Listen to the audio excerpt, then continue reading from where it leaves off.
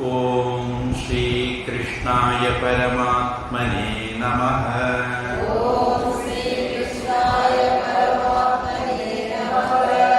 अथ श्रीमद् भगवद गीता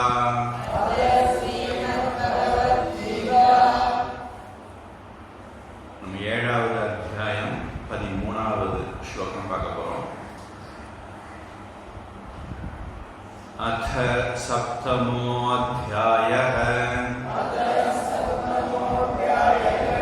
श्रीभगवानुवाच त्रिभिर्गुणमयैर्भावैः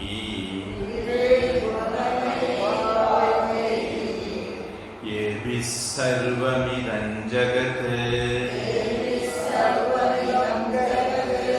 मोहितं नाभिजानाति मामेभ्यः परमव्ययम् दैवी ह्येषा गुणमयी मम माया दुरत्यया मामेव ये प्रपद्यन्ते मायामेतां तरन्ति ते न मां दुष्कृतिनो मूढाः प्रपद्यन्ते नराधमाः माययापहृतज्ञानाः आसुरं भावमाश्रिताः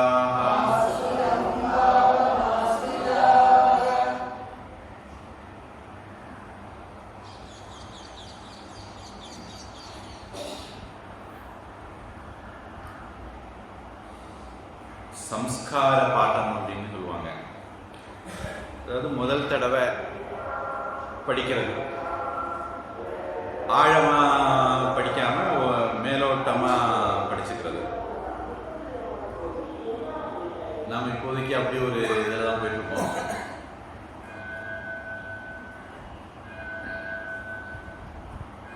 பதிமூணாவது ஸ்லோகத்துல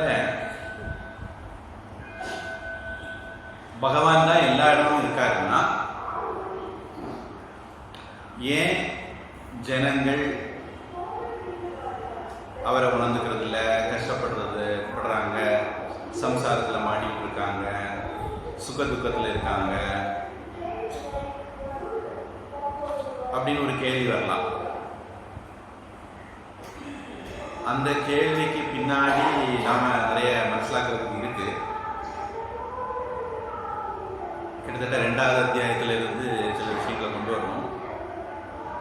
நான் உங்ககிட்ட ஏற்கனவே ஒரு ஹோம்ஒர்க் கொடுத்துருக்கேன். 2வது அத்தியாயத்தில்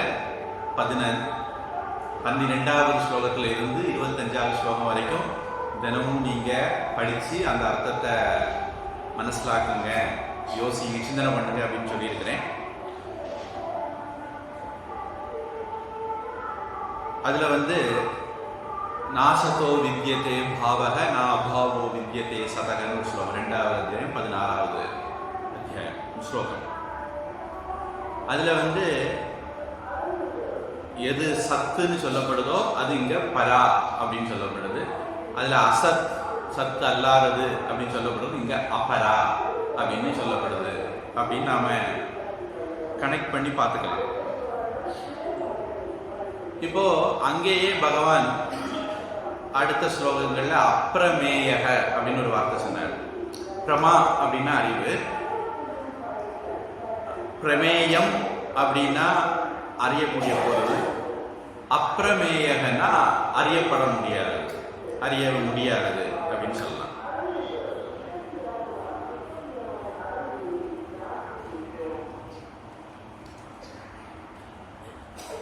அப்ப நம்முடைய ஸ்தூல கரணங்களுக்கு, 5 புலன்களுக்கு பகவான் பிடி கிடைக்க மாட்டார் அப்படிங்கிறது ஏற்கனவே ஆத்மாவை பற்றி சொல்லும் போதே 2வது அத்தியாயத்தில் பகவான் சொல்லியாச்சு. அப்ப இந்த ஸ்தூல கண்களால அவரை புரிஞ்சுக்கிறது கஷ்டம். அதுல பல காரணம். ஒண்ணு, நாம தான் பார்க்கிறவங்க, பார்க்கப்படக்கூடிய பொருளாக நாம இல்லை. நாம யாரை தேடுறோமோ அந்த ஆள் தான் பார்க்குற ஆள். இப்போ ஒரு கேமராமேன் குரூப் ஃபோட்டோ எடுத்தோம் வேதாந்த கேம்பில்.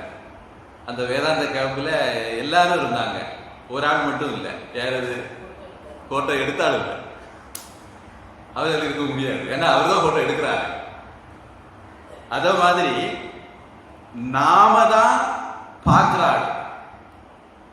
கண்ணு, காது, மூக்கு, இந்த புலன்கள் மூலமாக நாம தான் விஷயங்களை அறிகிறோம்.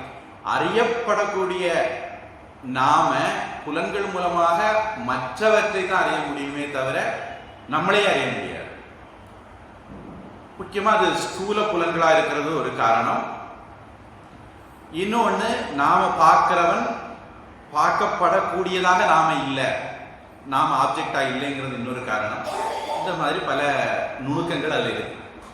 அந்த அப்புறமேங்கிற வார்த்தைக்கே நம்ம ஒரு 2 கிளாஸ் 3 கிளாஸ் நடத்தலாம். இப்போ இதுல 10ம் 10ஆவதுக்கு இந்த மாயை என்ன பண்ணுது அப்படின்னா, நம்மளை பிடிச்சு வச்சிருக்கு. எப்படி அப்படின்னா,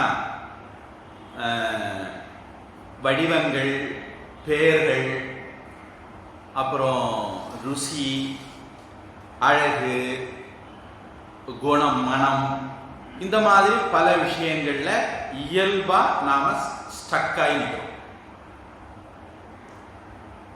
இதுக்கு முன்னாடி கிளாஸ் ஸ்ட்ரக்னு சொல்லியிருந்தா அந்த வார்த்தையை இந்த வார்த்தையை ரீப்ளேஸ் பண்ணிங்க. ஸ்ட்ரக் அப்படிங்கிறத சரியான வார்த்தை. நாம தேங்கி நிற்கிறோம், மயங்கி நிற்கிறோம்.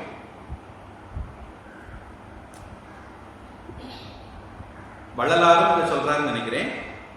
ஒரு விவேக சூடாமணின்னு இது வருதுன்னு நினைக்கிறேன்.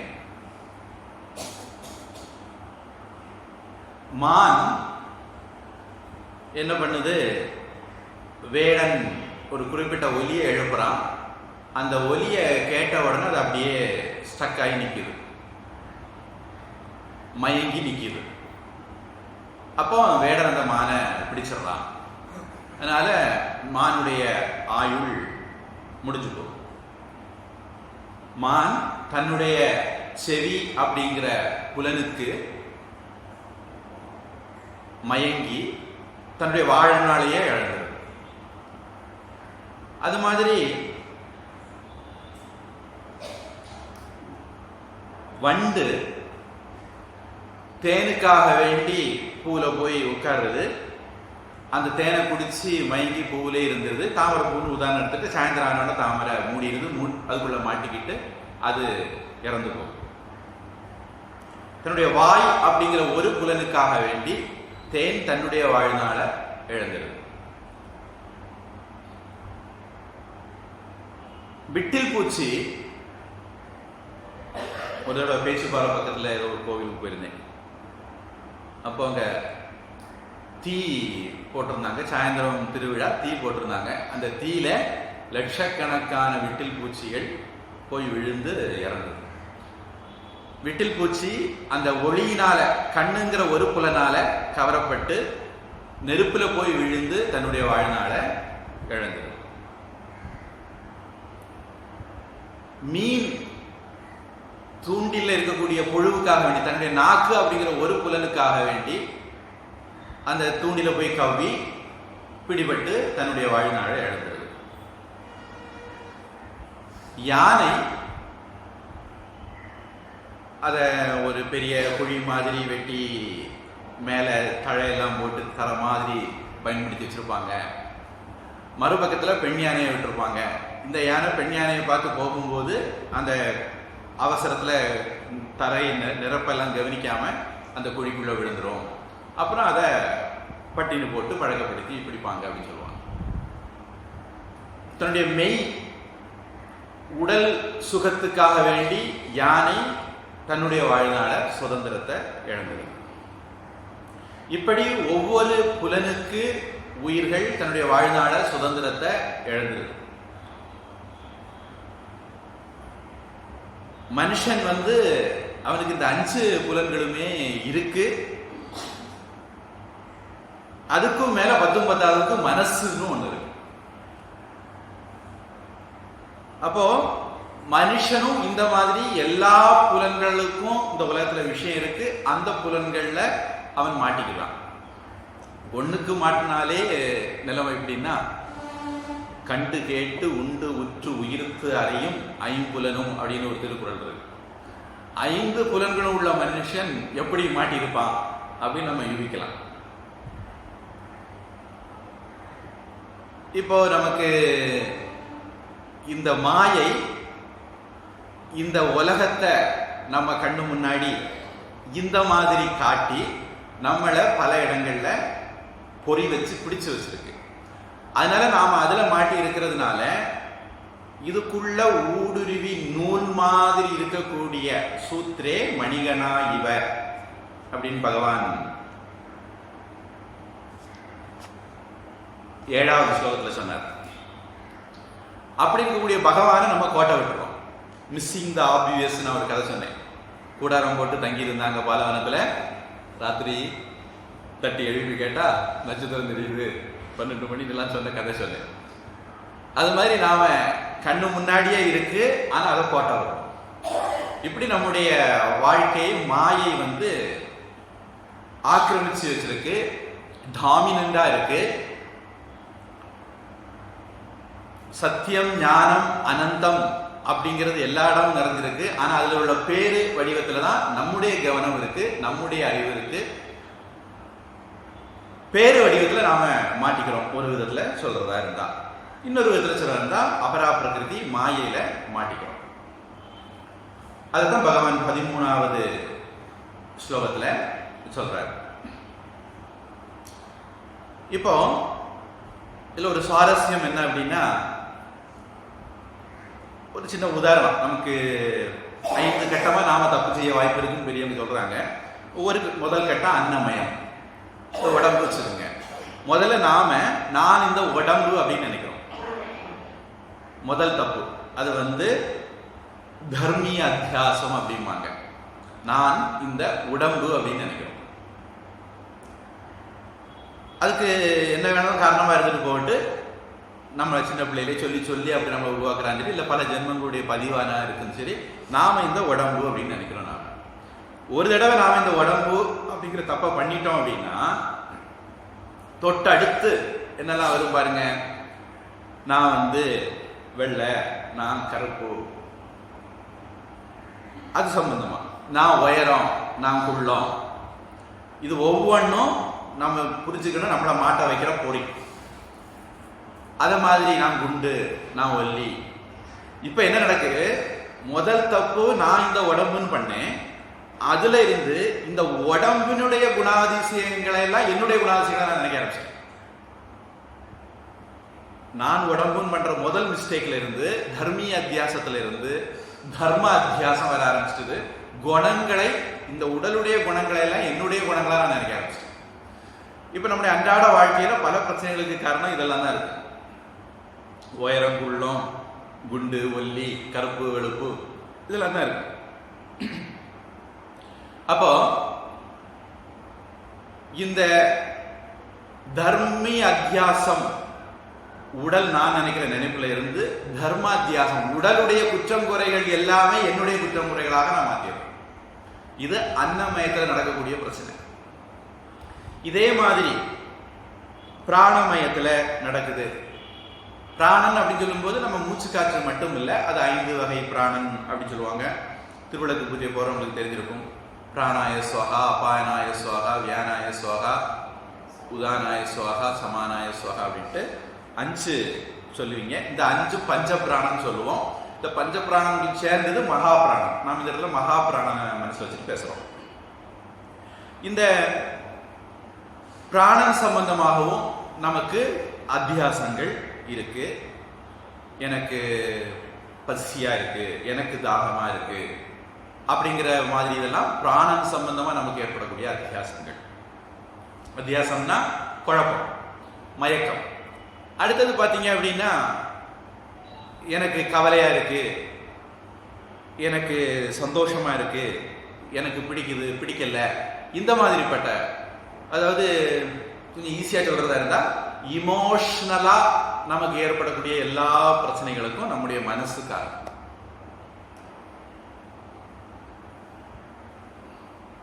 பொதுவா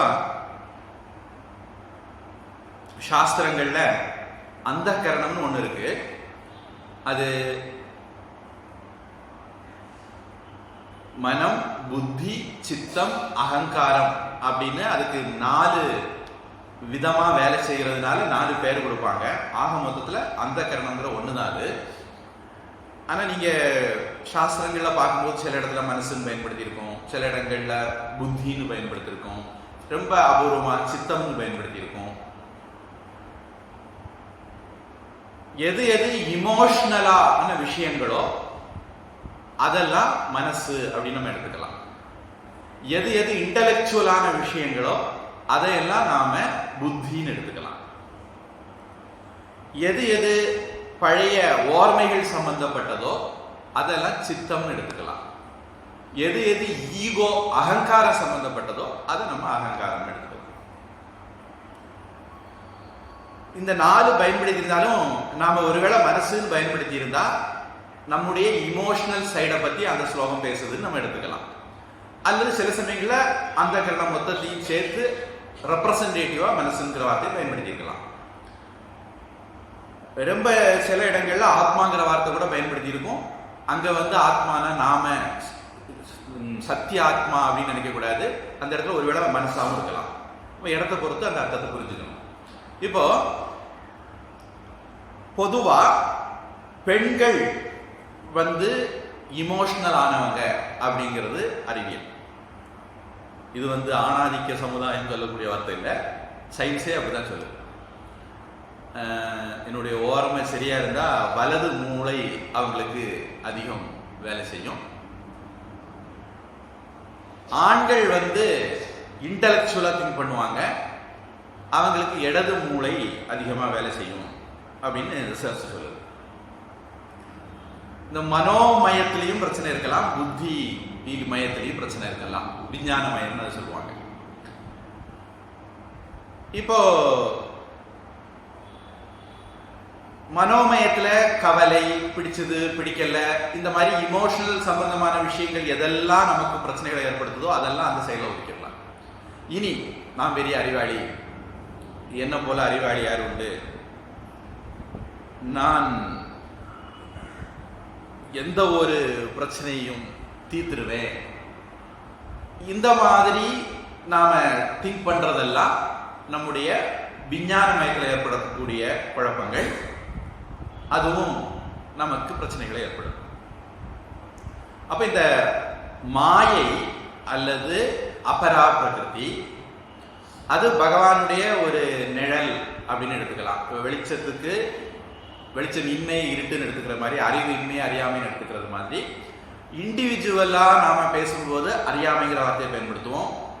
டோட்டலா சமஷ்டியா பேசும்போது, கொஞ்சம் இங்கிலீஷ்ல சொன்னா புரியும்னா இப்படி சொல்லலாம், மைக்ரோ கோசம் மேக்ரோ கோசம்னு சொல்லுவாங்க. மைக்ரோ கோசமா பேசும்போது அறியாமை, மேக்ரோ கோசமா பேசும்போது மாயை அப்படின்னு நம்ம வார்த்தையை பயன்படுத்துறோம்.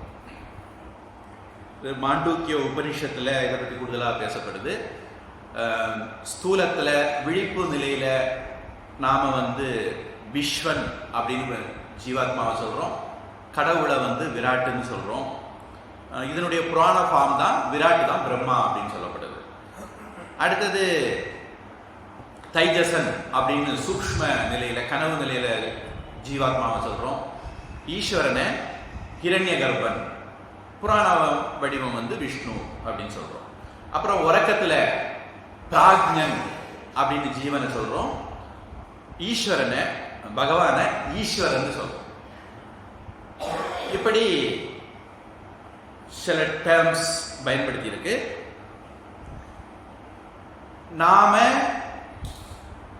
இந்த மாயையினால இந்த மாதிரி பல்வேறு விதத்துல, ஒரு உதாரணத்துக்கு தான் சில விஷயங்கள் சொல்ல பார்க்கிறேன். இப்ப நாம எப்ப இந்த உடம்புன்னு நினைச்சிட்டோமோ அதுல இன்னும் நிறைய இருக்கு. இதெல்லாம் ஆக்சுவலி நீங்க வீட்டுல போய் ஹோம்ஒர்க் பண்ண வேண்டிய விஷயங்களாகும். நான் உங்களுக்கு எப்படி ஹோம்ஒர்க் பண்றதுன்னு போர்டு போட்டு காட்டிட்டு இருக்கேன். இப்ப நம்ம உடம்புன்னு எடுத்துட்டோம். உடம்புன்னு எடுத்த உடனே இதுக்கு ஒரு தாய் தந்தை இருந்திருக்கணும். அதுல தாய் தந்தை அங்க ஒரு லாக், அப்பா அம்மா அப்படின்ட்டு லாக் ஆகும். அடுத்த தாய் தந்தை வந்தோம்னா கூட பிறந்தவங்க அப்படி லாக் ஆகும். அதுக்கப்புறம் நமக்கு பிறந்தவங்கன்னு வரும், குழந்தை குட்டிகள் அப்படி லாக் ஆகும். இனி கூட அது என்னது பகுஷாக்காகி அனந்தாஸ்ச அப்படின்னு 2வது பகவான் சொல்லுவார். அப்புறம் அவங்களுக்கு ரிலேஷன், அவங்க ரிலேஷன் சொல்லிட்டு இது ஒரு பெரிய ஆலமரம் மாதிரி அப்படின்னு ஒரு விதத்தில் சொல்லலாம். இல்லைன்னா நூடுல்ஸ் மாதிரி அப்படின்னு சொல்லலாம். இது ஒரு சிக்கல், இடியாப்ப சிக்கல். இந்த உடம்பு அப்படி நம்ம நினைக்கிறதுல இருந்து உறவுகள்ங்கிற ஒரு இடியாப்ப சிக்கல் உருவாகும். இப்போ இதெல்லாம் இப்படி நீங்க நிறைய யோசிக்கணும். யோசிக்க யோசிக்க எப்படி எங்க மாட்டிருக்கீங்கன்னு உங்களுக்கு தெரியும். இப்ப இதெல்லாம் வேண்டான்னு சொல்றோமா, இதெல்லாம் விட்டுறணும்னு சொல்றோமா அப்படின்னா, நாம மூட்டை பூச்சிக்கு பயந்து வீட்டை கொளுத்த முடியாது. அதை சொல்றது பகவத்கீதைக்கோ வேதாந்தத்துக்கோ இது இல்லை. நீங்க மாட்டாம இருங்க. சக்கப்பழத்தை வெட்டும் போது எண்ணெய் தடவிட்டு வெட்டுங்க அப்படின்னு சொல்றது மாதிரியான ஒரு யுத்தி தான் வேதாந்தம் நமக்கு தெரியும். எப்ப நமக்கு இந்த ஞானம் வருதோ அப்பவே அது நம்மளை பிடிச்சிருக்கிறது விட்டு போகும். இப்படி இப்படி இந்த உலகம் இருக்கு, இந்த மாதிரி விஷயங்கள் இருக்கு, இது சத்தியம், இது மித்யை, இது நாம யோசிக்க யோசிக்க யோசிக்க விசாரம் பண்ண அவைகளெல்லாம் நம்மளை பிடிச்சிருக்கிறத லூஸ் ஆயிடும். அதனால விஷரண உபனிஷத்துங்கிற வார்த்தைக்கு சத்துலுங்கிற ரூட்டுக்கு விஷரண தளர்க்கிறது அப்படிங்கிற ஒரு அர்த்தமும் உண்டு. நம்மளை மற்றவையெல்லாம் இப்ப பிடிச்சிருக்கு, அவைகளுடைய பிடி தளரும். அப்ப நாம விடுதலையாகும், முக்தியாகும்.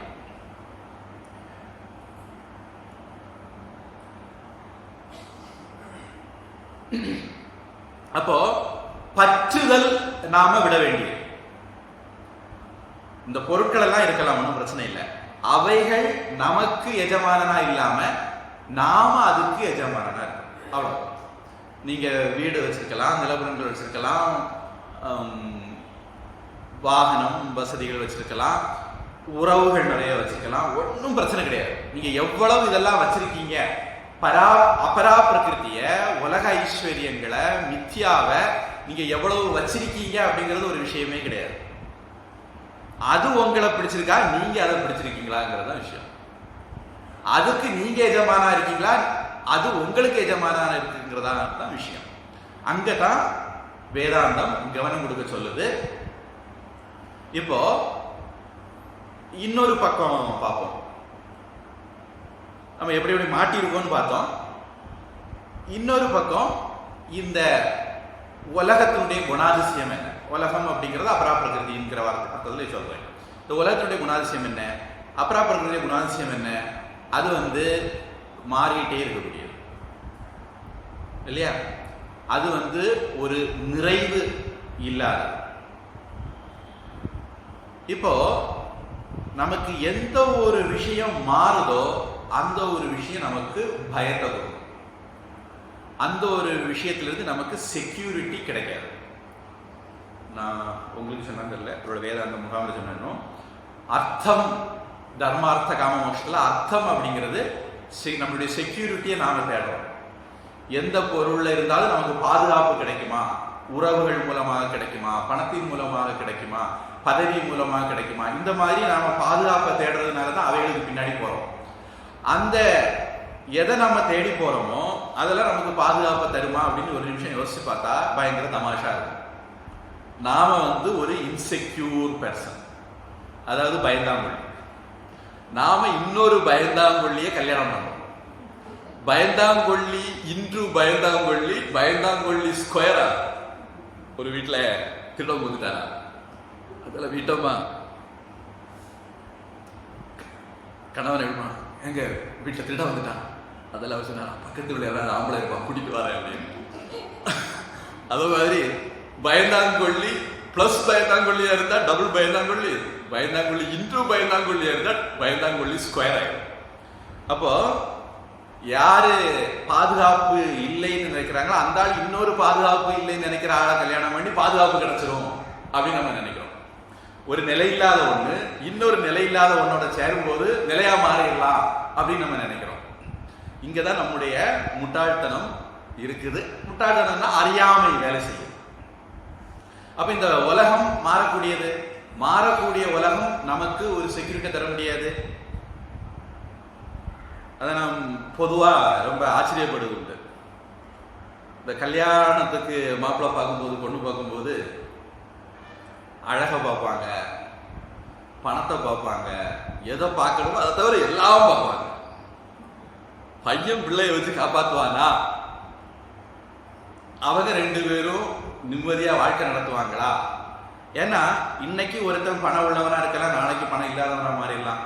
ஓடமும் ஒரு நாள் வண்டியில் ஏறும், வண்டியும் ஒரு நாள் ஓடத்தில் ஏறும். அம்பானி, திருபாய் அம்பானியை சொல்லேன், அவர் பிளாட்ஃபார்ம்ல வித்துட்டு இருந்தார், பிச்சைக்காரனா தான் இருந்தார்.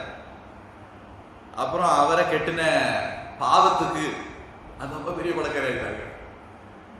கெட்டும் போது அந்த ஆளுடைய பொருளாதார அந்த அம்மா யோசிச்சு பார்த்துருந்தாங்கன்னா இன்னைக்கு இந்தியாவினுடைய பணக்காரர்கள் வரிசையில் இருக்கக்கூடிய ஒரு ஆளுடைய குடும்பத்தில் அவங்க இருந்துக்க முடியாது. இப்போ பணம் இன்னைக்கு வரும், நாளைக்கு போகும். அழகு அப்படிங்கிறது ஒரு இது, அது மனசு சம்பந்தப்பட்டது. அந்த சைடா இப்போதைக்கு வேணும் ஒதுக்கி வச்சுருவோம்.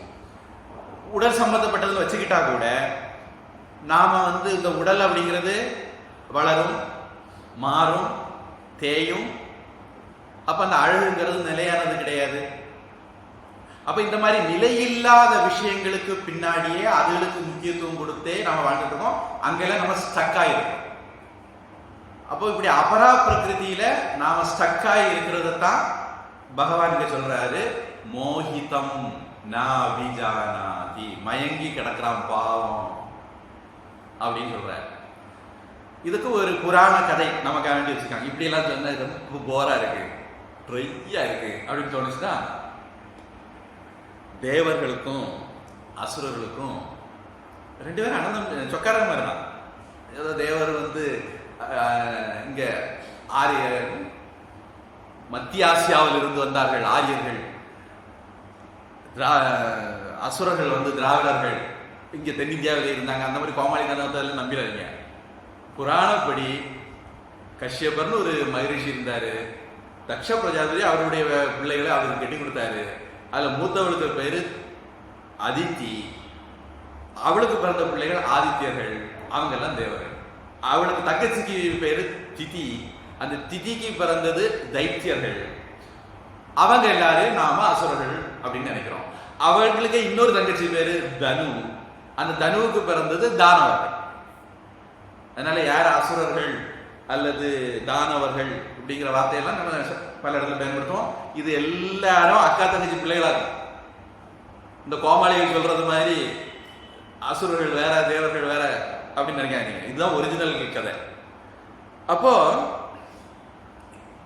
பொதுவா இவங்களுக்குள்ள ஒத்துப்போ, சொக்கார மாறக்குள்ள என்னைக்குதான் ஒத்து போயிருக்கு. உனக்குள்ளதை நாம் பிடுங்கலாமா, எனக்குள்ளதை நீ பிடுங்கலாமா?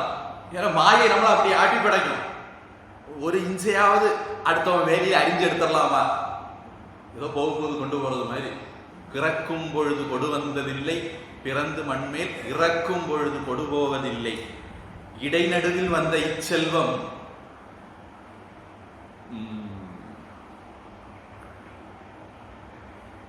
இறை தந்ததென்று அறியாமல் கொடுக்கறியா குலாமருக்கு என் சொல்லுவேன் கட்சி ஏகம்பனே. நான் பிறக்கும் போது கொண்டு வந்தது இல்லை, சாகும் போது கொண்டு போறதும் இல்லை.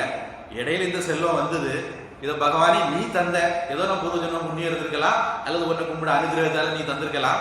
நீ தந்த, இதை தெரியாம இந்த முட்டா பசங்க எல்லாம் என்ன பண்றாங்க? சரி, வந்த செல்வத்தை அடுத்தவங்களுக்கு கொடுத்து அடுத்தவங்க முகத்துல சந்தோஷத்தை பார்த்து நம்ம சந்தோஷப்படுவோமே நினைக்காம இந்த நாய் பெற்ற தெங்கம் பழம் போல வச்சுக்கிட்டு போகும்போது அதை விட்டுக்கிட்டே போறானே அப்படின்ட்டு பட்டினத்தார் சொல்றார். அதனால இந்த தேவர்கள் அசுரர்கள் 2 பேரும் சொந்தக்காரங்க, ஞாதிகள் அப்படின்னு சம்ஸ்கிருதம் சொல்லுவான்னு நினைக்கிறேன். மக்கள் மத்தியிலும் இந்த வார்த்தை பழக்கத்தில் இருக்கு, ஞாதி அப்படிங்கிறது. திருநெல்வேலி மதுரையில் சொக்காரங்கிற வார்த்தை இங்க என்ன வார்த்தைன்னு எனக்கு ஓரமா வரல. அண்ணன் தம்பி பிள்ளைகளுக்கு என்ன வார்த்தை சொல்றீங்க?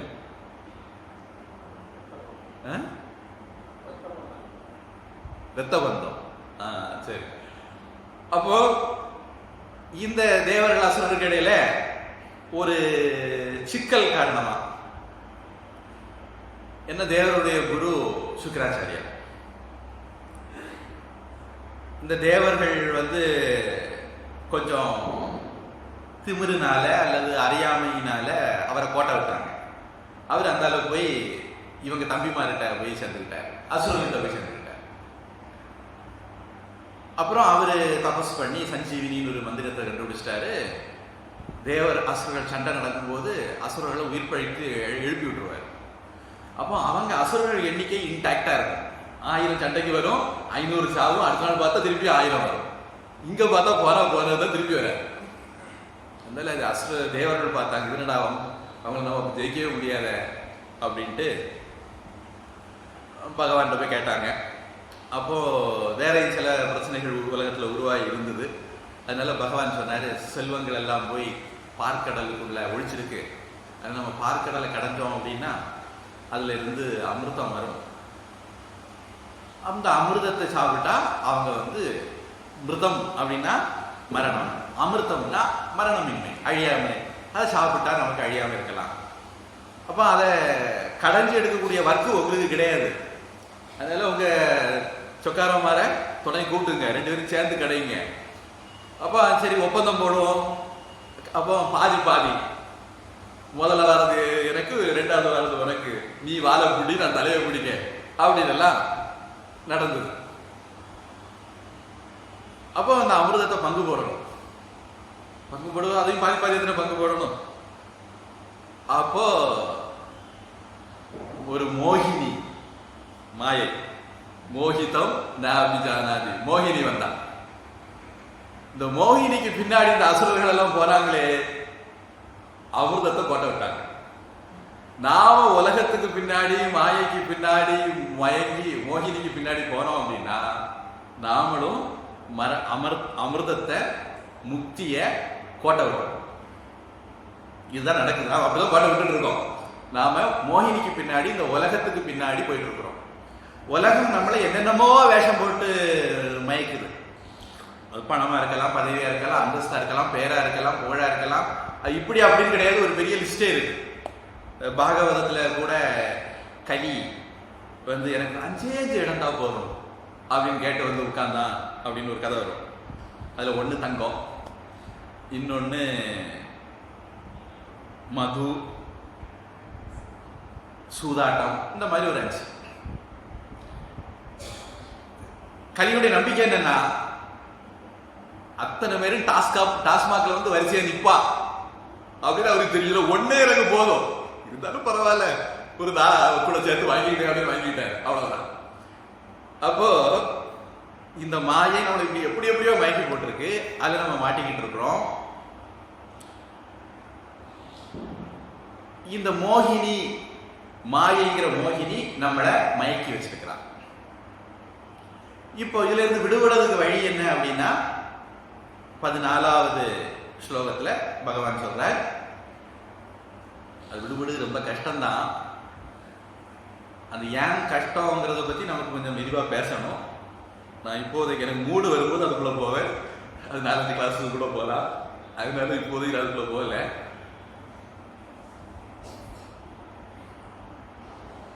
என்ன யாரு சரணடைஞ்சாங்களோ அவங்க இருந்து விடுபட்டுடலாம் அப்படின்னு பகவான் சொல்றார். பகவான சரணடைகிறது, அதாவது பரா பிரகிருத்திய, இறைவனை அவனுடைய சத்தியஸ்வரூபத்துல யாரு புரிஞ்சுக்கிறாங்களோ, ரிஷிகேஷ், தேவப்பிரயாக், அந்த மாதிரி இடங்கள்ல நான் பார்த்துருக்கேன். கோமுங்கிற மாதிரி இடத்துல கூட இருக்குன்னு சொல்லியிருக்காங்க. இங்க எல்லாம் பார்த்தீங்கன்னா கங்கை கரையில சங்கிலி போட்டிருப்பாங்க.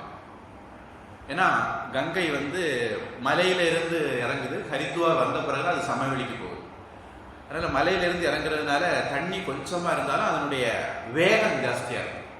அப்ப நீங்க கங்கையில குளிக்கணும் அப்படின்னா சும்மா கொண்டு காலை விட்டீங்கன்னா அவங்களை இழுத்து கொண்டு போயிடும். அந்த அளவுக்கு அந்த கரண்ட் தன்னுடைய வேகம், பிரவாகத்தினுடைய வேகம் இருக்கும்.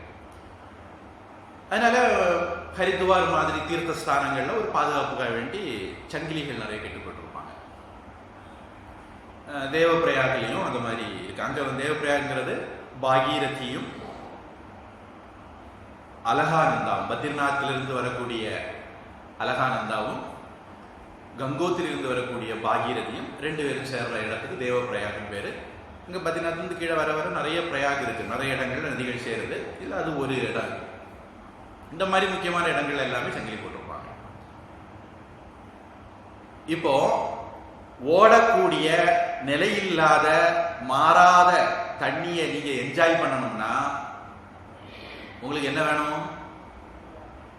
நிலையான ஒரு சங்கிலி வேணும். நிலையான சங்கிலிய, மாறாத சங்கிலிய, ஓடாத சங்கிலியை நீங்க பிடிச்சுக்கிட்டு அப்புறம் நீங்க கையை கால ஆட்டி விளையாடலாம், தண்ணியில விளையாடலாம். அத மாதிரி இந்த உலகத்துல நீங்க சந்தோஷமா விளையாடணும், இந்த உலகத்தை என்ஜாய் பண்ணணும்னு நினைச்சீங்கன்னா பகவான் ஒரு ஆள் மாறாத அல்லது நிலையான பூர்ணமான தன்மையில இருக்காரு. அவருடைய பராபிரகிருதி அப்படிப்பட்டது. அதை நீங்க கெட்டியா பிடிச்சுக்கிட்டீங்கன்னா அதுக்கப்புறம் இந்த உலகத்துல நீங்க என்ஜாய் பண்ணலாம். அப்ப உலகத்துல பிரச்சனை இல்லை, மாயில பிரச்சனை இல்லை. நாம நம்ம ஒரு சேஃப்டிய பண்ணாம அதுக்குள்ள தண்ணிக்குள்ள இறங்குறது தான் பிரச்சனை. அதனால அந்த ஒரு சேஃப்டியை நம்ம பண்ணி வச்சுக்கிட்டோம் அப்படின்னா அப்புறம் தைரியமா தண்ணிக்குள்ள பூந்து விளையாடலாம். சில சமயங்கள்ல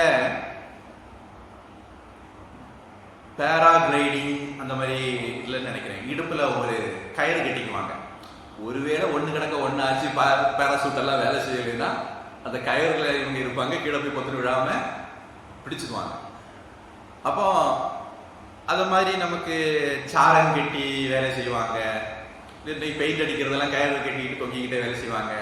இதெல்லாம் நமக்கு ஒரு சேஃப்டி பண்ணிக்கிட்டோம் அப்படின்னா, நிலையான ஒன்றை பிடிச்சுக்கிட்டோம் அப்படின்னா, மாறாத ஒன்றை பிடிச்சுக்கிட்டோம் அப்படின்னா நமக்கு அதுக்கு பிறகு மாறாத விஷயங்களை நாம எப்படி டீல் பண்ணாலும் அது நம்மளை பாதிக்காது. அப்போ நிலையில்லாத மாறாத விஷயங்கள்ல நாம நிலையானது நிம்மதியை தேடிக்கிட்டு இருக்கிறோம், நிறைவில்லாத விஷயங்கள்ல நிறைவை தேடிட்டு இருக்கிறோம். அது நம்முடைய பிரச்சனை. அதுக்கு பதிலா பகவானுடைய பராப்பிரகிருத்தியை நாம பிடிச்சுக்கிட்டோம் அப்படின்னா நமக்கு அந்த மாயை பாதிக்காது. அதுதான் மாயா ஏதா கரந்தி தே. மாயையை அவர்கள் கடக்கிறார்கள். மாயை கடக்கிறாருன்னா என்ன அர்த்தம்? இந்த உலகம் இல்லாம போயிடாது, உறவுகள் இல்லாம போயிடாது. ஆனா அந்த உறவுகள் இருக்கக்கூடிய கொடுக்கு இல்லாம போயிடும். 10 மாசம் சுமந்து பெற்றேன், 2 திங்களாய் அங்கமெல்லாம் நொந்து பெற்று பையல் என்ற போதே பரிந்தெடுத்து செய்ய இரு கைப்புறத்தில் ஏந்தி அப்படின்னு பட்டினத்தார் பாடுறார். அவங்க அம்மா இறந்துட்டாங்கன்னு கேள்விப்பட்ட உடனே கொள்ளி வைக்கிறதுக்கு வராரு. வரும்போது அம்மாவை கட்டையில படுத்தி வச்சிருக்காங்க. அவருக்கு அந்த கட்டை அம்மாவுடைய உடம்புக்கு உறுத்தும் அப்படின்னு சொல்லிட்டு அதெல்லாம் எடுத்து மாத்திட்டு வாழை மட்டையை பரப்பி அதில் படுக்க வச்சுக்கிட்டு இப்படி பாட்டு பாடினாலும் இந்த வாழை மட்டை பற்றி எரிஞ்சது அப்படின்னும் அந்த கதை போகும். நம்ம பட்டினத்தார் பண்ணின அற்புதம் எல்லாம் கணக்கு பார்த்தா அப்படி கழுமரத்தை பார்த்துக்கிட்டு இந்த இப்பிறவைக்கு யான் செய்த ஜீவினை யாதொன்றும் இல்லை அப்படின்னு பாடினாரு. கழுமரம் தீப்பிச்சிருக்கு. ஒரு ஆள் கழுமரத்தில் தொங்கிக்கிட்டு ஐயோ சாமி என்ன காப்பாத்து அப்படின்னாரு. அப்படிப்பட்ட ஆக்கள்லாம் அற்புதம் பண்ணாங்கன்னு ஒரு ஆள் பின்னாடி போகுது. சாதாரண ஒரு பக்தர் பட்டினத்தார், அவரு இந்த மாதிரி எல்லாம் பண்ணியிருக்காரு. சரி, இப்போ நம்ம குழந்தைய வளர்க்குறோம். நம்ம எதிர்காலத்துல பின்காலத்துல நம்முடைய வயசான காலத்துல குழந்தை நம்மளை கவனிக்கணும்னு வளர்க்குறோம். கவனிச்சா நல்லது, அவனுக்கு புண்ணியம். நீங்க பொதுவாக சில திறமசாலிகள் ஜோசியர்கள் இருக்காங்க. அந்த ஜோசியர்கிட்ட போய் ஜாதகத்தை கொடுத்தீங்கன்னா சொல்லுவாங்க, அது நீங்க போன ஜென்மத்துல உங்க அப்பா அம்மாவெல்லாம் கவனிக்கல, அது பித்ரு தோஷம் இருக்கு, அதனால நீங்க இந்த மாதிரி சில பரிகாரம் எல்லாம் பண்ணணும். அல்லது போன ஜென்மத்தில் நீங்க உங்க குருவை மதிக்கல, அதாவது உங்களுடைய நட்சத்திரம் என்னன்னு கேட்ட உடனே அவங்க இந்த மாதிரி டீட்டெயில் சொல்லிடுவாங்க. உங்களுக்கு வேற ஒரு ஜாதகம் பார்க்கணும். இந்த நட்சத்திரத்தை நீங்க சொன்னீங்கன்னா இந்த நட்சத்திரம் இன்ன சாபம் பெற்றது அப்படின்னு அவங்கள்ட்ட ஒரு லிஸ்ட் இருக்கு. அதனால உங்க நட்சத்திரத்தை சொன்னேன்னா இது குரு சாபம் பெற்றது, இது பித்ரு சாபம் பெற்றது, இது பெண் சாபம் பெற்றது, இந்த மாதிரி சொல்லிடுவாங்க. சில குடும்பங்கள்ல பெண்களை கொடுமைப்படுத்துவாங்க. அது கணவனா இருக்கலாம், அல்லது மாமியார் மாமனாரா இருக்கலாம், அல்லது ஒட்டுமொத்த குடும்பமா இருக்கலாம், படுத்துவாங்க. அறியாமையிலையோ அறிஞ்சோ பண்ணுவாங்க. பகவான் உங்க மேல அனுகிரகம் உள்ளவராக இருந்தா என்ன பண்ணுவார்னா, இந்த ஜென்மத்திலேயே உங்களுக்கு அறிவை தருவார், திருத்திக்கிறதுக்கான ஒரு வாய்ப்பை தருவார். நீங்க பயன்படுத்தி திருத்திக்கிட்டீங்கன்னா அடுத்த ஜென்மத்துக்கு இது பாஸ் ஆகாது. ஆனா உங்க பகவானுடைய அனுகிரகம் ஒருவேளை உங்களுக்கு இல்லைன்னு வச்சுங்க, இந்த ஜென்மத்துல நம்ம தப்பு செய்யறோம்னு உணரக்கூடிய ஒரு வாய்ப்பை கூட தர மாட்டார். நீங்க உங்க போக்கில் செய்துட்டே இருப்பீங்க. அப்புறம் அது brought forward அடுத்த ஜென்ம அக்கௌண்ட்ல நிற்கும், முதல்ல நிற்கும். அந்த ஜென்மத்துல நீங்க சரி பண்ண முடியாது. என்னதான் நீங்க பரிகாரம் எல்லாம் பண்ணலாம், ஆனா உங்களால அதை பெரிய அளவுல சரி பண்ணவே முடியாது. இந்த ஜென்மத்தில நம்ம சரி கட்டிட முடியும். அடுத்த ஜென்மத்துக்கு கொண்டு போயிட்டோம் அப்படின்னா அப்புறம் அதை சரி கட்டுறதுன்றது குதிரை போகும். அப்ப அதனால சில பேர் என்ன பண்ணுவாங்க, இந்த ஜென்மத்துல இந்த மாதிரி அப்பா அம்மாவை பார்க்காம அல்லது குழந்தைகளை பார்க்காம, இதுல எல்லா விதமான காம்பினேஷன் இந்த உலகத்துல உண்டு. பிள்ளைய பார்க்காத அப்பா அம்மா உண்டு, அப்பா அம்மா பார்க்காத பிள்ளையும் உண்டு. மாமனார் மாமியாரை பார்க்காத மருமகளும் உண்டு, மருமகளை பார்க்காத மாமனார் மாமியாரும் இருப்பாங்க. இப்ப எல்லா விதமான காம்பினேஷன் இந்த உலகத்துல இருக்கு. ஆனா ஒரு விஷயம் மட்டும் உண்மை, கர்ம பலன் அப்படிங்கிறது நாம செய்கிற கர்மத்துக்கு கூலி கண்டிப்பாக இருக்கும். நமக்கு தெரியாம இருக்கலாம். இதுல இன்னொரு நுட்பமான ஒரு சிக்கல் இருக்கு.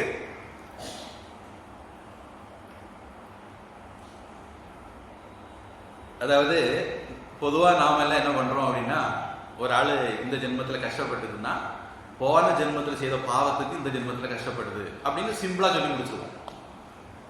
ஆனா அதுல ஒரு சிக்கல் உண்டு அப்படி சொல்றதுல. அதனால நாம அதுல இன்னும் ஒரு அம்சத்தையும் சேர்த்துக்கணும். பூஜ்ய சுவாமிஜி இதை கவனமா பண்ணுவாங்க.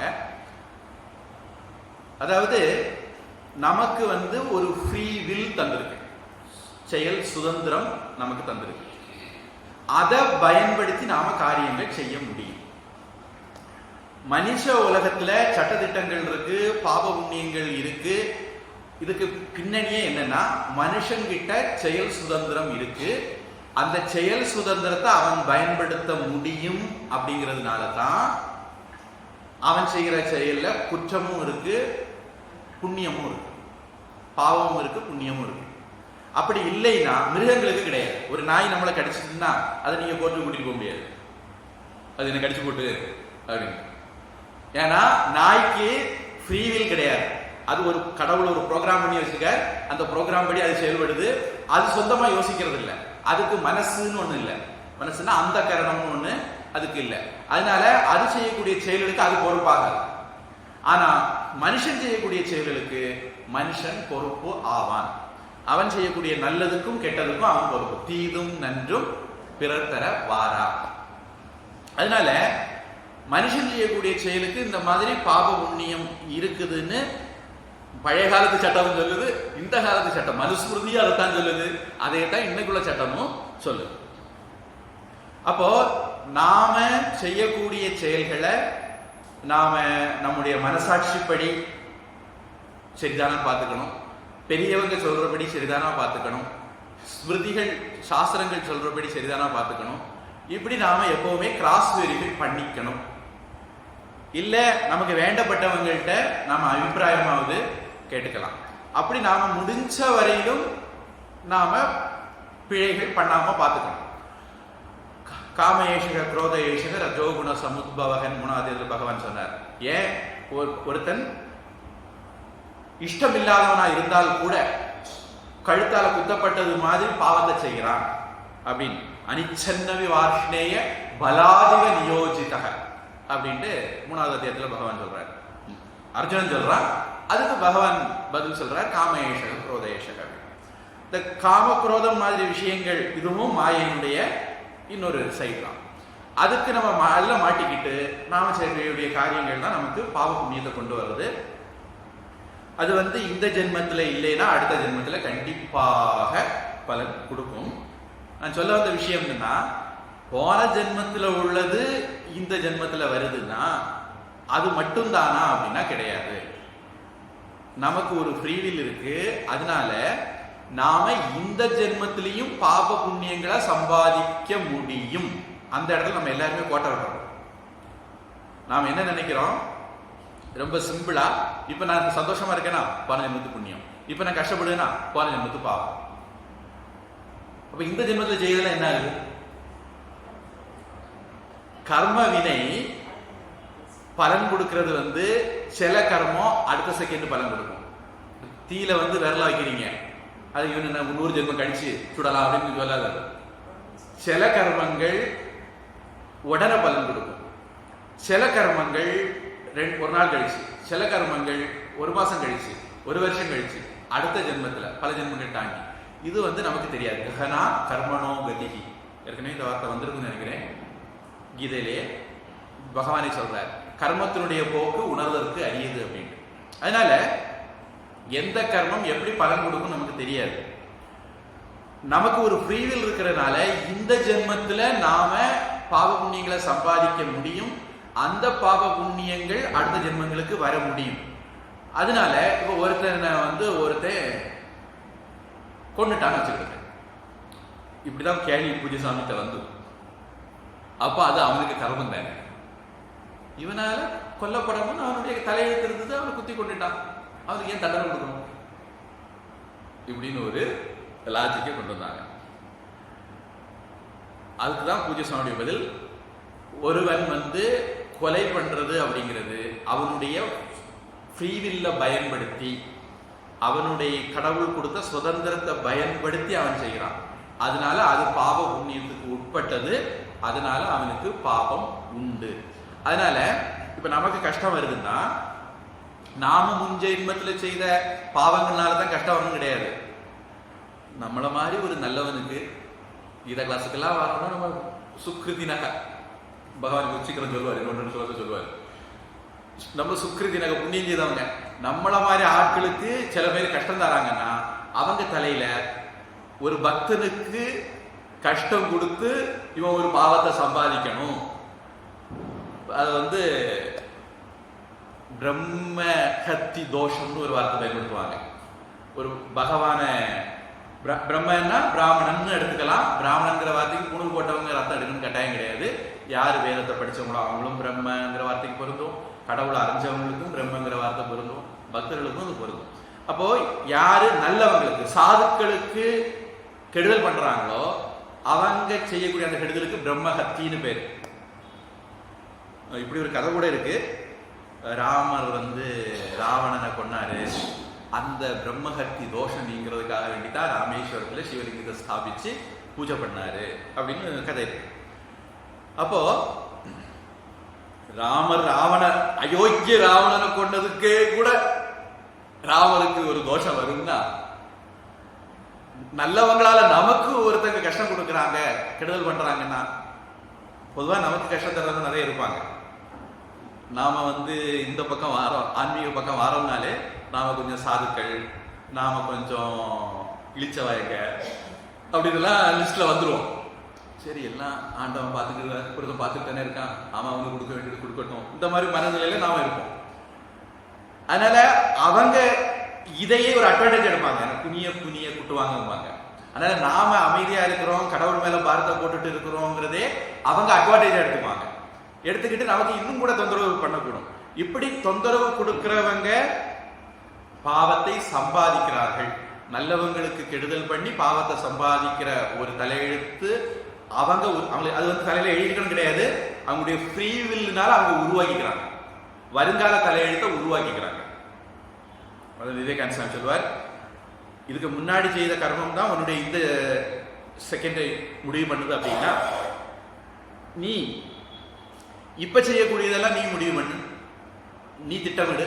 அப்ப இனிமேல் வரக்கூடிய செகண்ட், வரக்கூடிய பிறவிகளை நீ முடிவு பண்ணுவேன். உன்னுடைய முன் கர்மங்கள் தான் உன்னுடைய இப்போ உள்ள பிறவியை முடிவு பண்ணுதுன்னா, நீ இப்ப செய்யக்கூடிய கர்மங்களை எப்படி செய்யணும் முடிவு பண்றது மூலமா வரப்போற பிறவிகளை நீ முடிவு பண்ண முடியும். சிலையும் நானே சிற்பியும் நானே அப்படின்ட்டு ஒரு புக் உண்டு. அந்த புக்கினுடைய பேசிக் இது அதான்.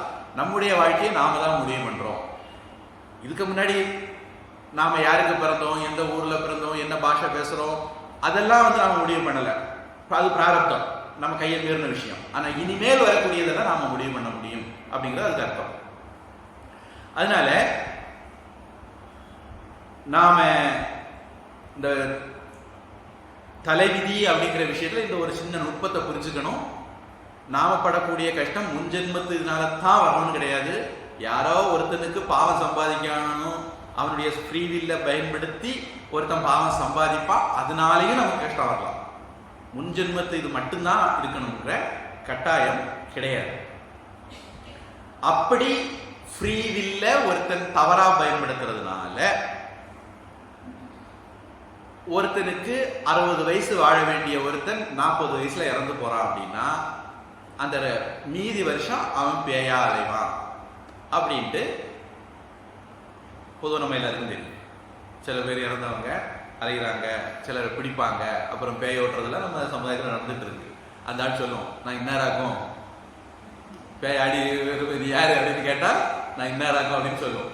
அதனால யாருக்கு ஆயுசு முடிகிறதுக்கு முன்னாடி ஏதோ காரணத்தால் அவங்க இறக்குறாங்க, தற்கொலையா கூட இருக்கலாம், ஏதோ காரணத்தால் அவங்க இறக்குறாங்கன்னா அவங்க அந்த மிச்ச மீதி ஆயுசுக்கு இங்கதான் சுத்திட்டு இருக்கணும் அப்படின்ட்டு சொல்றாங்க. அதனால நம்முடைய செயல் சுதந்திரத்தை பயன்படுத்தியும் சில காரியங்கள் நடக்கும் அப்படிங்கிறதுக்கு சொல்ல வந்தேன். இது கொஞ்சம் ஜீரணிக்க கஷ்டமான விஷயமா இருக்கும் நிறைய பேருக்கு. நிறைய பேருக்கு இது சம்பந்தமா கேள்வி இருக்கலாம், நிறைய பேருக்கு சம்பந்தமான விவாதத்துக்கு இருக்கலாம். ஆனா இதை நீங்க அசைவோடுங்க, ஒரு நாள்பட அது சம்பந்தமா உங்களுக்கு தெளிவு வரலாம். விவேகானந்தர் சொல்வார், வினாக்களை கேட்டுக்கொண்டே இருங்கள், விடை கிடைக்காவிட்டாலும் அறிவு வளர்கிறோம். அது மாதிரி யோசிங்க. சரி, நான் சொல்ல வந்த விஷயம், இந்த 2 ஸ்லோகத்துல மாயையில நம்ம மாட்டிக்கிட்டு இருக்கிறோம். எப்படி மாட்டிக்கிறோம்னு நான் சில கிளிம்ஸ் கொடுத்துருக்கிறேன். மேற்கொண்டு நீங்க அதை ரொம்ப தெளிவா ஆராய்ச்சி பண்ணி நீங்க எப்படி மாட்டிருக்கீங்க நீங்க கண்டுபிடிச்சிக்க வேண்டியது. கண்டுபிடிச்சுக்கிட்டு அடுத்தது வழி, மாயிலிருந்து விடுபடுறதுக்கு வழி என்னன்னா பகவான் சொல்றாரு நான் தான் அப்படின்னு. அதாவது ஒரு நிலையான, இந்த உலகத்தில் உள்ள உறவுகள் எல்லாம் நிலை இல்லாதது, மாறக்கூடியது. ஆனா பகவானுக்கும் பக்தனுக்கும் இருக்கிற உறவு அப்படி கிடையாது, அது மாறாத ஒரு உறவு. பகவான் சாஸ்வதமானவர். 2வது அத்தியாயத்தில் அந்த வார்த்தையும் கூட வருது, சாஸ்வதம் அப்படின்னு. சாஸ்வதமானவர். அதனால பகவான் நம்ம பிடிச்சோம்னா நமக்கு உண்மையான செக்யூரிட்டி பகவான் இருந்தா கிடைக்க முடியும். பகவான் மாறாதவர், பராபிரகிருதி மாறாதவர். அதனால அதை நாம பிடிச்சோம் அப்படின்னா நமக்கு இந்த உலகத்திலேயே நிறைவு, நிம்மதி, பயமின்மை இதெல்லாமே கிடைக்கும். அபயம் பிரதிஷ்டாம் விந்ததே அப்படின்னு தைத்தியோபனிஷத் சொல்லுது. யாரு பகவானை பிடிச்சாங்களோ அவனுக்கு தான் உண்மையான பயமின்மை கிடைக்கும் அப்படின்னு. அதுவே சொல்லுதுன்னு நினைக்கிறேன். உதரம் அந்தரம் குருத்தே அசதஸ்ய பயம் பவதி. எவன் ஒருவன் இந்த உலகத்துல கடவுளை தவிர இன்னொன்னு இருக்குது, அதாவது பராபிரகிருதி இருக்கு, அபராபிரகிருதி இருக்கு, அது நம்ம ஒத்துக்கிட்டோம். ஆனா இதுல பராபிரகிருதி மட்டும் தான் உண்மை, அபராபிரகிருதி உண்மை இல்ல, மிச்சை. இதை நம்ம ஏற்கனவே பார்த்துட்டோம். அப்போ உண்மையில இருக்கிறது என்னது? கடவுள் மட்டும்தான். யார் கடவுள் மட்டும்தான் இருக்காங்கிறத உணர்ந்துக்கிறானோ அவனுக்கு பிரச்சனை இல்லை. யாராவது ஒருவன் அப்படி இல்லாம இந்த மாயைக்கு மித்தியைக்கு கூட உண்மைத்தன்மையை கொடுத்துட்டான்னா, இப்ப நம்ம இந்த உடம்புன்னு நினைக்கிறோம், நம்ம எல்லாரும் அதில் கரெக்ட் மாட்டிக்கிட்டு இருக்கிறோம். அந்த மாதிரி மாட்டிக்கிட்டான் அப்படின்னா அவனுக்கு நிம்மதிக்கு வழியே இல்லை. உத்தரம் அந்தரம் குருதே, கொஞ்சம் இன்னொன்னு இருக்கு வேற இருக்குன்னு நினைச்சிட்டாங்கன்னா அசத்தசிய பயம் பவதி, அவனுக்கு வாழ்க்கை நிம்மதி இருக்காது, பயத்தோட தான் அவன் வாழணும் அப்படின்னு உபனிஷத்து சொல்லுது. அதனால இந்த மாதிரி சில விஷயங்கள் இந்த ஸ்லோகத்துக்கு பின்னாடி புரிஞ்சுக்கிறதுக்கு இருக்கு. நான் இதெல்லாம் சொல்லாமலே பருவத்தில் கடந்து போயிட்டு இன்னும் இல்லை சொல்றதுக்கு இருக்கு. நாம இன்னொரு ரவுண்ட்ல அதை பார்ப்போம். இன்னைக்கு 15வது ஸ்லோகம்.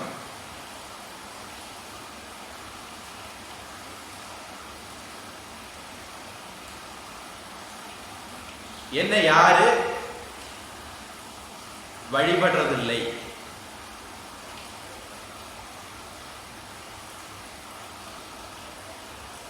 உனக்கு பிடிச்சாலும் பிடிச்சா புளியங்கொம்பா பிடிச்சான்னு சொல்லுவாங்க. அது மாதிரி நம்ம புளியங்கொம்பா பிடிக்கணும். பற்றுக பற்றச்சான் பற்றினை அப்பற்றினை பற்றுக பற்று விடற்கு அப்படின்னு வள்ளுவர் சொல்றார்.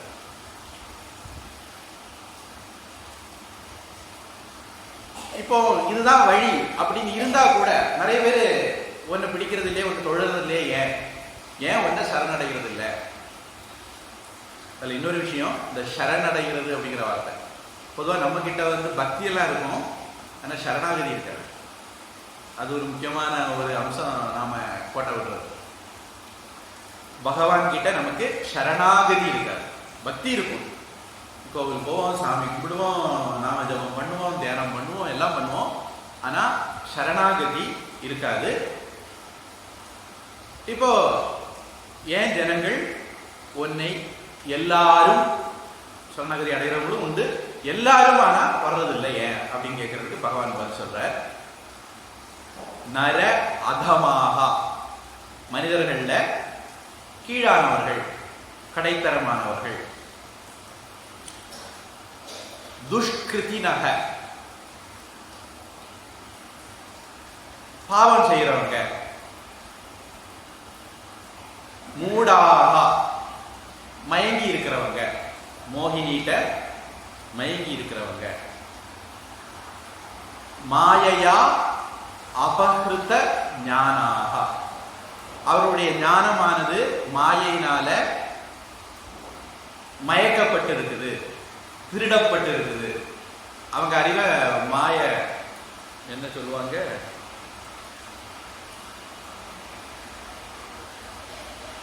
ஒரு வார்த்தை உண்டு டக்கு ஞாபகம் இல்லை, இந்த களவு கொடுத்துட்டான், இழந்துட்டாங்கிறது ஒரு வார்த்தை இந்த பக்கத்தில் உண்டு.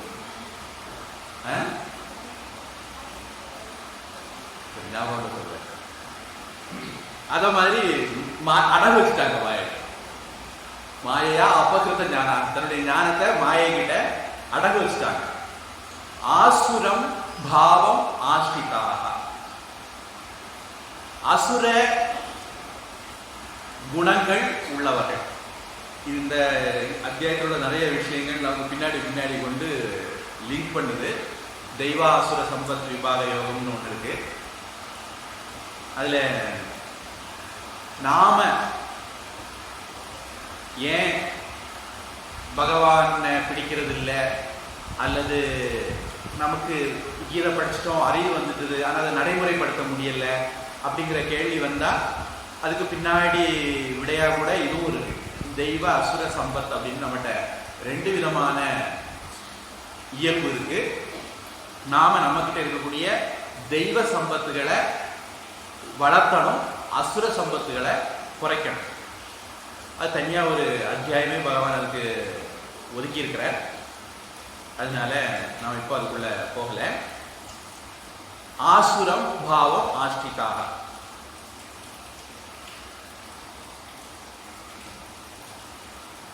மற்றவர்களுக்கு தீங்கு விளைவிக்கணும்னு நினைச்சால் அது அசுர சம்பத், மற்றவர்களுக்கு நன்மை விளைவிக்கணும்னு நினைச்சா அது தெய்வ சம்பத். பொதுவாக இந்த ரெண்டுமே நம்ம கிட்ட இருக்கும். நீங்க யோசிச்சு பாருங்க, உங்களுக்கு வேண்டப்பட்டவங்களுக்கு நீங்க நல்லது செய்வீங்க, உங்களுக்கு வேண்டப்படாதவங்களுக்கு கெட்டது பண்ணுவீங்க. ரெண்டுமே உங்ககிட்ட இருக்கு. ஆனா நீங்க அந்த வேண்டப்பட்டவங்க வேண்டப்படாதவங்க பிரிவினை ஏன் வந்தது, அதுல அந்த இதுல நாம வெளியே எப்படி வர்றதுன்னு யோசிச்சு அதுக்கு வெளியே வந்துட்டீங்கன்னா கெடுதல் பண்ற சைடு கட்டாயிடும், நல்லது செய்யற சைடு மட்டும் நீங்க மெயின்டைன் பண்ணிக்குவீங்க. அதனால பகவான் ஒரு பட்டியல் போடுற. நர அதமாக, மனிதர்கள்ல கீழானவர்கள். ஏன் துஷ்கிருதினக, பாவம் பண்றது, மூடாக மயங்கி இருக்கிறது, மாயையா அபகிருத்த ஞானாக, தன்னுடைய அறிவை மாயைக்கு அடகு வச்சவங்க, ஆசுரம் பாவம் ஆஸ்திகாக, அசுர குணத்துக்கு தன்னை கொடுத்தவங்க. இந்த மாதிரி காரணங்களால ந மாம் பிரபத்தியந்தே, அவர்கள் என்னை வணங்குவது இல்லை அப்படின்னு பகவான் சொல்றார். சரி, நர அதமாக அப்படின்னா நர உத்தமாக, உத்தமமான மனிதர்கள் என்ன பண்ணுவாங்க அப்படிங்கறது அடுத்த ஸ்லோகத்தை சொல்றார். சதுர்விதா பஜந்தே மாம் जना सुकृतिनोऽर्जुन आर्तो जिज्ञासुरर्थार्थी ज्ञानी च भरदर्षभ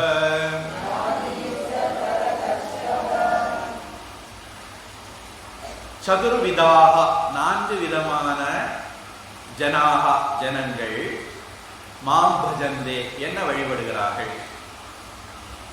சுக்கிருத்தினக நல்ல காரியம் செய்கிறவங்க, ஆர்த்தக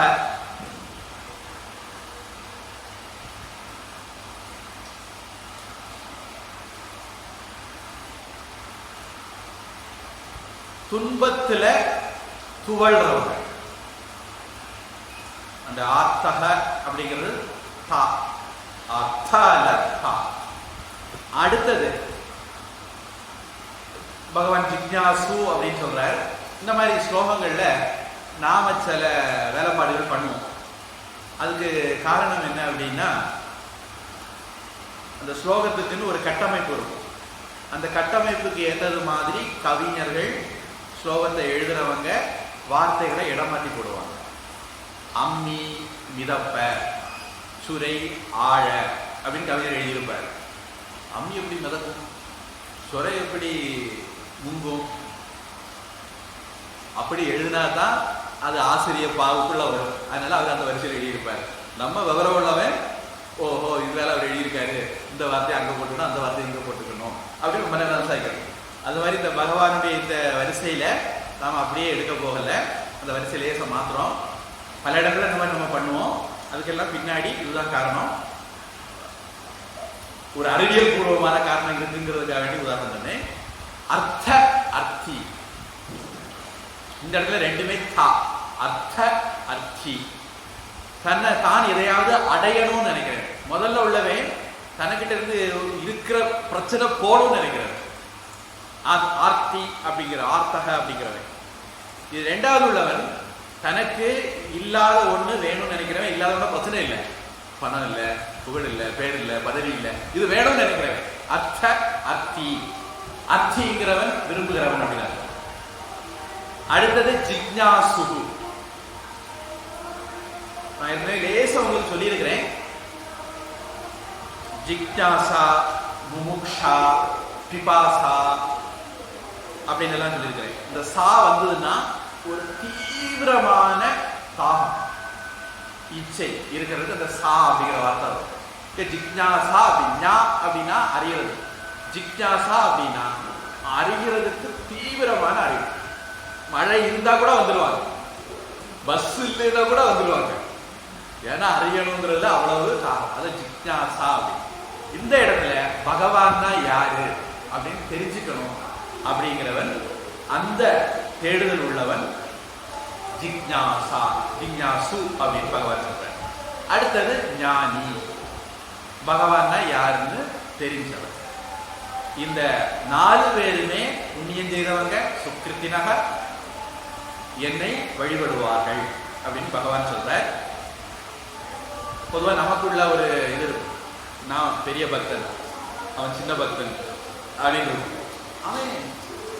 அவனுக்கு தலைவலி போற கண்ணே சாமி கும்பிடுறா, அதனால அவன் கொஞ்சம் மாத்து போறது. 26 கேரட்டுக்கு 12 கேரட் தான் வைக்க முடியும் அப்படின்னு நாம அப்படி நினைக்கிறோம். பகவான் சொல்றாரு 4 பேருமே என்னுடைய பக்தர்கள், 4 பேருமே புண்ணியம் செய்தவங்க. எப்போ ஒருத்தன் நான் தான் லட்சியம் வந்துட்டானோ, பாபேபியோபி பாபகிருத்தமக அப்படின்னு நினைக்கிறேன், 9ஆம் அத்தியாயத்துல வரும்னு நினைக்கிறேன்.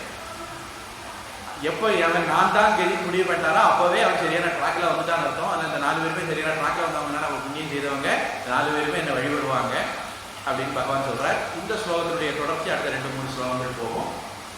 நாம அடுத்த வகுப்புல பார்ப்போம். உங்களுக்கு நான் எப்பவுமே மறந்துடுவேன், இப்போ வரணும். கீதா மாதிரி உங்களுக்கே படிக்க தெரியும், அதனால எல்லாரும் சேர்ந்து படிச்சிருவோம்.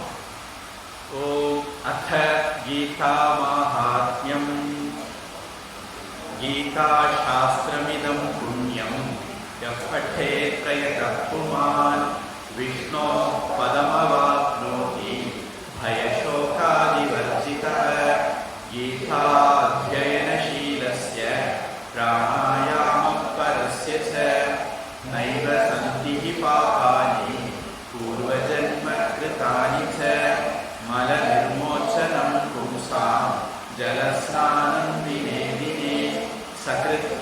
गीताम्बसि स्नानं संसारमलनाशनं गीता सुगीता कर्तव्या किमन्यैः शास्त्रविस्तरैः या स्वयं पद्मनाभस्य मुखपद्माति निःसृता भारतामृतसर्वस्वं विष्णोर्वक्त्रापि निःसृतं गीता गङ्गोदकं पीत्वा पुनर्जन्म न विद्यते एकं शास्त्रं देवकीपुत्रगीतम् एको देवो देवकीपुत्र एव एको मन्त्रस्तस्य नामानि यानि कर्माप्येकं तस्य देवस्य देवा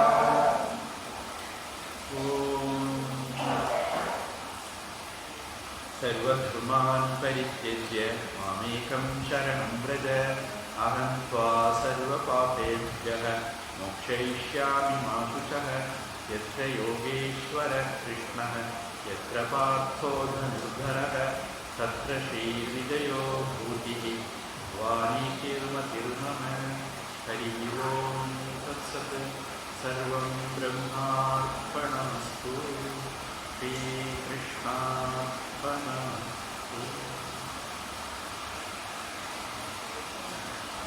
இந்த வேதாந்த முகாமுக்கு வந்தவர்களுக்கு